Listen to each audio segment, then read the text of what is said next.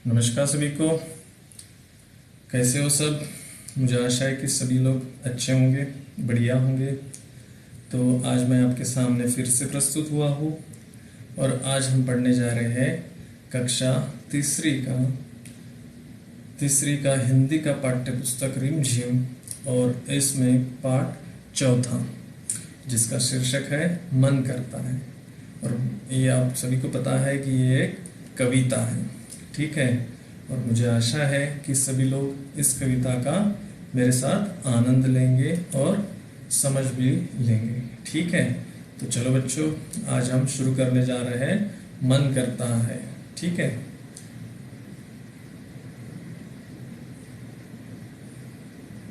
तो सबसे पहले मैं इसका वाचन करता हूँ, सभी मेरे साथ पीछे पीछे आपको पढ़ना है, ठीक है। आपको भी इसका वाचन करना है और प्रत्येक शब्द का अर्थ समझना है और उसका उच्चारण किस तरह से होता है उस उच्चारण पे भी ध्यान देना, ठीक है। तो पाठ चौथा, मन करता है। मन करता है सूरज बनकर आसमान में दौड़ लगाओ, मन करता है चंदा बनकर सब तारों पर अकड़ दिखाओ, मन करता है बाबा बनकर घर में सब पर धौंस जमाऊं, मन करता है पापा बनकर मैं भी अपनी मूंछ बढ़ाऊं, मन करता है तितली बनकर दूर दूर उड़ता जाऊं, मन करता है कोयल बनकर मीठे मीठे बोल सुनाऊं, मन करता है चिड़िया बनकर चींची चूचू शोर मचाऊं, मन करता है चरखी लेकर पीली लाल पतंग उड़ाऊं। और इस कविता के कवि है सुरेंद्र विक्रम, ठीक है। फिर से मैं अभी इसको गायन स्वरूप में गाने का प्रयास करता हूँ और आप भी मेरे साथ उसको गाइएगा, ठीक है। मन करता है सूरज बनकर आसमान में दौड़ लगाऊं, मन करता है चंदा बनकर सब तारों पर अकड़ दिखाऊं, मन करता है बाबा बनकर घर में सब पर धौंस जमाऊं, मन करता है पापा बनकर मैं भी अपनी मूंछ बढ़ाऊं, मन करता है तितली बनकर दूर दूर उड़ता जाऊं, मन करता है कोयल बनकर मीठे मीठे बोल सुनाऊं, मन करता है चिड़िया बनकर चींची चूचू शोर मचाऊं, मन करता है चरखी लेकर पीली लाल पतंग उड़ाऊं, मन करता है सूरज बनकर आसमान में दौड़ लगाऊं। तो बच्चों, कैसी लगी ये कविता?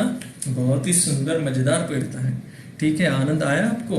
तो आप इसका घर पे और अच्छे से काव्य पाठ कीजिएगा, ठीक है।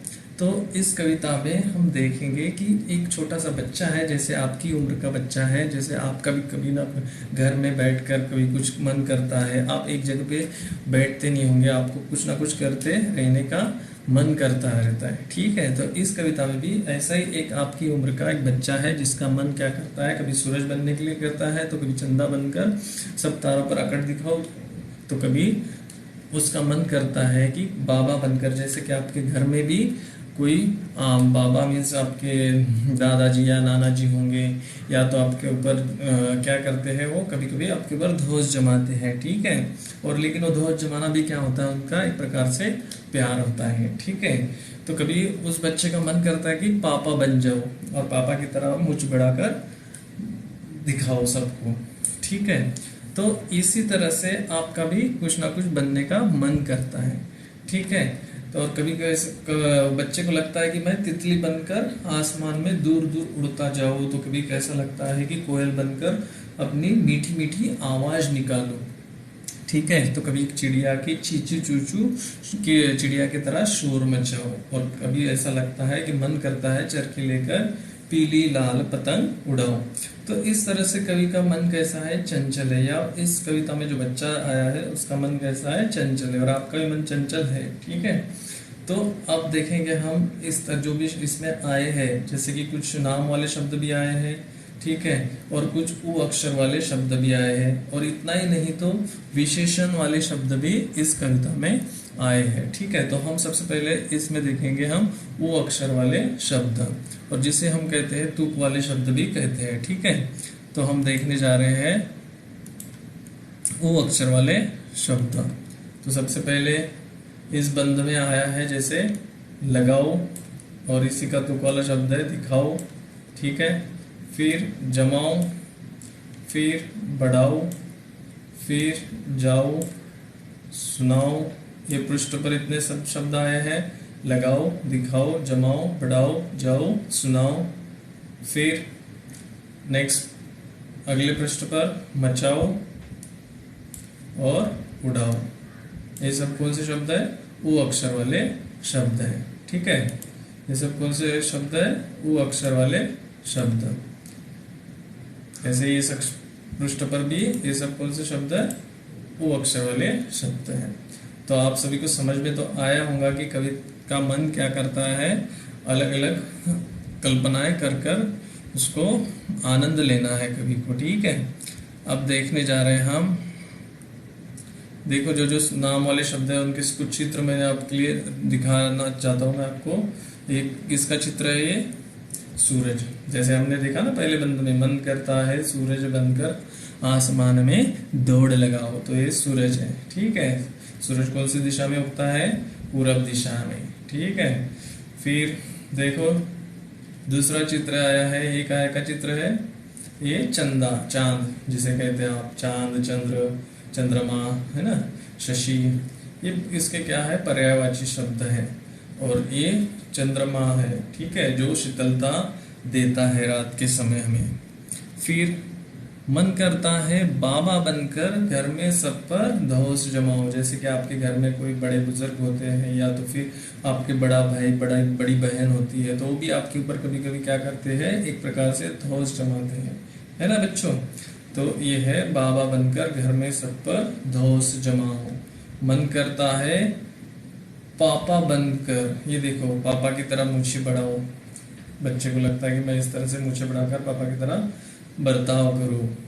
फिर तितली, तितली कैसे कलर की होती है? रंगी बिरंगी, रंग बिरंगा कलर होता है ना, बहुत सारे कलर होते हैं तितली के।